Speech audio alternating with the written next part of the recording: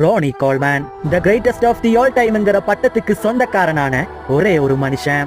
இந்த உலகம் பார்த்ததிலேயே one of the best body builder. 8 முறை தொடர்ச்சியாக மிஸ்டர் ஒலிம்பியா போன்ற பல சாதனைகள். தன்னுடைய கடினமான இந்த உழைப்புக்கு பின்னாடி பல முயற்சிகளும் பல சாதனைகளும் இருக்கு. ஆனா கோல்மனோட இன்றைய இந்த பரிதாபமான நிலைமைக்கு தன்னுடைய அதே விடாமுயற்சியும் விடா உடற்பயிற்சியும் தான் காரணம். 1996ஆம் ஆண்டு மிஸ்டர் ஒலிம்பியாவுக்காக தயாராகி கொண்டிருக்கும் போதுதான் கோல்மனோட வாழ்க்கையே தலைகீழா மாறுது. கடினமான உடற்பயிற்சியின் இடையில் கோல்மனோட ஸ்பைனல் கார்டு டேமேஜ் ஆகுது. ஆனா அது ஒரு பெரிய விஷயமா அவர் எடுத்துக்காம தொடர்ச்சியா உடற்பயிற்சிய செய்துட்டே இருக்காரு. அதன் பிறகு தன்னுடைய ரிட்டையர்மெண்டிற்கு பிறகு அந்த ஸ்பைனல் கார்டால் தன்னால் சரியாக நடக்க முடியாமல் 13க்கும் மேற்பட்ட பல சர்ஜரிகளை செய்தும் அவரால் சொந்தமா எந்திரிச்சு நடக்கவே முடியல.